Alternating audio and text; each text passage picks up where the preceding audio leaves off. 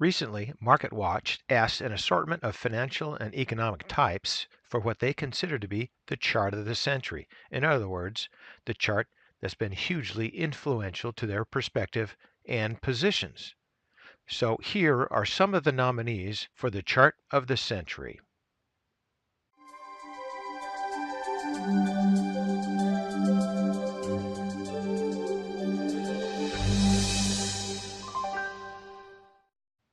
This chart here was provided by Wolf Richter, who is the man behind the Wolf Street blog, and he zeroed in on the chart of U.S. debt. He did have a bit of trouble choosing whether the chart should show the ballooning student loans or ballooning government debt. Either way, ballooning is the key, and he predicts both narratives will continue to raise alarm. When push comes to shove, he opted for the government debt chart. And as you can see here, our government debt is now over $21 trillion. And yes, these are the good times. Here is the same chart from MarketWatch, emphasizing the quickening pace of 1 trillion increments. And it took only 6 months for the U.S. national debt to go from 20 trillion in September of 2017 to over 21 trillion in March of 2018, which is a quick clip that has little precedent over the nation's recent history. And yes, ballooning debt is here to stay. The Committee for Responsible Budget projects trillion-dollar deficits returning permanently by next year and debt exceeding the size of the economy within a decade. Spending and debt are also the theme of the chart selected by Lance Roberts, who is the chief strategist for Clarity Financial. And his chart focuses on the consumer side of that picture. Visualized here is the widening gap between cost of living and the income and credit Americans have at their disposal. Up until the late 1980s, disposable income, savings, and debt funded the standard cost of living. Since then, however, this chart shows that hasn't been the case, and the national personal savings rate has dropped from above 10% in the 1970s to below 4% today.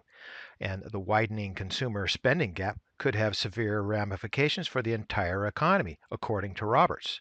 For investors, that poses huge risks in the market. While accounting gimmicks, wage suppression, tax cuts, and stock buybacks may support prices in the short term, in the long term, the market is a reflection of the strength of the economy. And Roberts further says that since the economy is 70% driven by consumption, consumer indebtedness could become problematic. Sven Henrik of the Northman Trader blog is pretty bearish on the markets these days. He pins much of the pessimism on the relationship between the S&P 500 and the 10-year Treasury yield, which he says may be the theory of everything. And I agree, and that's why I've spent so much time on this subject recently. And Northman Trader blog is a great resource as well. And Henrik says that the long-term trend line has proven to be a key pivot point during the 2002 lows and also during the 2008 financial crisis. And as I've pointed out, there are also many other pivot points along that trend line. Since 1987 crash, we see a consistent trend of lower highs for the 10-year yield, and every single time that the 10-year yield pushed up against the trend line, it rejected. And he says that for 30 years that's happened until now.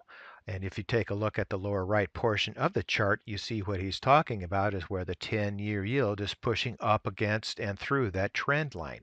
Now, I've shown you other versions of this chart, and they don't necessarily push through that trend line, but they do come up and meet that trend line. So it is very significant, but I'm not necessarily going to say that it's pushing through that trend line yet.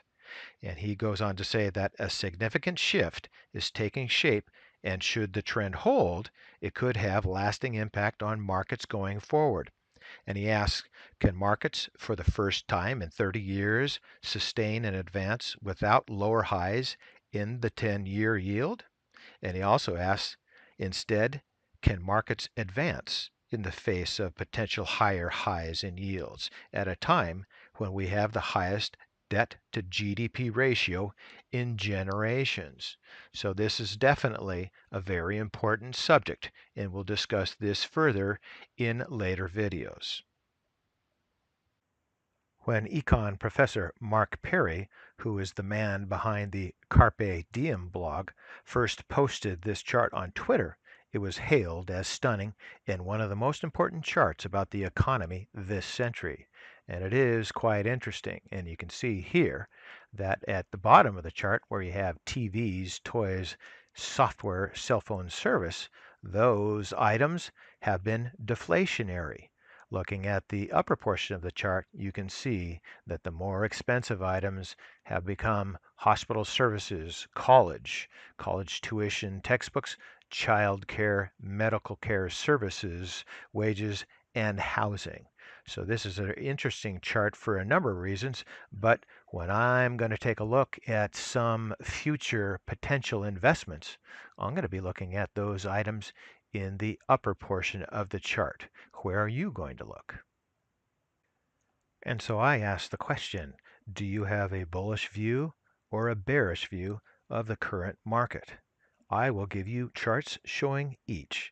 In this chart here, Dana Lyons of J. Lyons Fund Management picked this chart showing how global equities, as represented by the value line geometric composite, are breaking through resistance that's been around for decades. So Dana is very bullish. This breakout means that there is nothing ahead of us but higher highs. So on the flip side of that bullish take, here's this 20-year chart of tops and bottoms in the NASDAQ composite, according to Chris Kimball of Kimball Charting Solutions. This chart reveals a pattern that could set the tone for U.S. stocks for years to come. And what he says is that the month of March has produced some major turning points for the NASDAQ composite over the last 20 years. The NASDAQ topped in March of 2000 and bottomed 9 years later in March of 2009. So he asked the question, is it possible that 9 years after the major bottom, could we be putting in a major top as of March of 2018? Well, it's possible. I would like to hear what your opinions are, so please make some comments. And also, if you haven't heard me say this before, please subscribe. We'd like to have you join us on our journey. So for today, that's ChewDog Charts. Thank you.